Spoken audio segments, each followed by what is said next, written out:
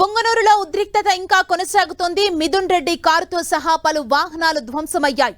పరిస్థితి అదుపులోకి తెచ్చేందుకు పోలీసులు గాల్లోకి 2 రౌండ్ల కాల్పులు జరిపారు. ప్రస్తుతం మాజీ ఎంపీ రెడ్డప్ప ఇంట్లోనే ఉన్న మిథున్ రెడ్డి పొంగనూరు విడిచి వెళ్లేది లేదంటున్నారు. తక్షణం పొంగనూరు నుంచి వెళ్లిపోవాలని మిథున్ రెడ్డిని పోలీసులు కోరారు. అయితే తాను వెళ్లేదే లేదని మిథున్ రెడ్డి స్పష్టం చేశారు. మరోవైపు మిథున్ రెడ్డి అనుచరులను పోలీసులు అదుపులోకి తీసుకున్నారు.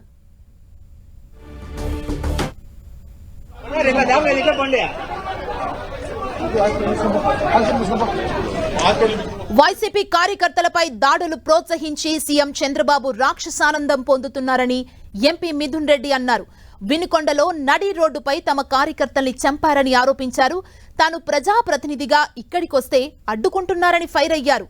మారణాయుధాలు, రాళ్లతో వందలాది మంది దాడులు చేశారని మండిపడ్డారు. కక్షపూరిత రాజకీయాలతో పొంగనూరు నష్టపోతుందని మిథున్ రెడ్డి చెప్పారు. ఇప్పటికే చాలా మర్డర్లు జరిగాయి, చాలా చోట్ల గొడవలు జరుగుతున్నాయి.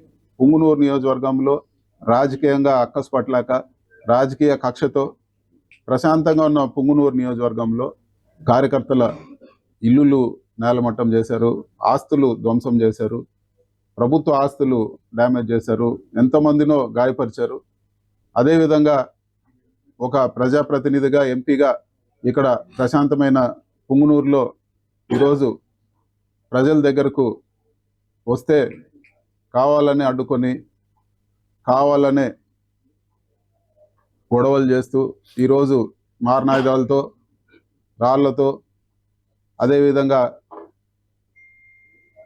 ఇంటిపైకి మన గౌరవ పెద్దలు రెడ్డప్ప గారి ఇంటికి వస్తే ఈరోజు ఇంటిపైకి వందలాది మంది వచ్చి దాడులు చేసి ఈరోజు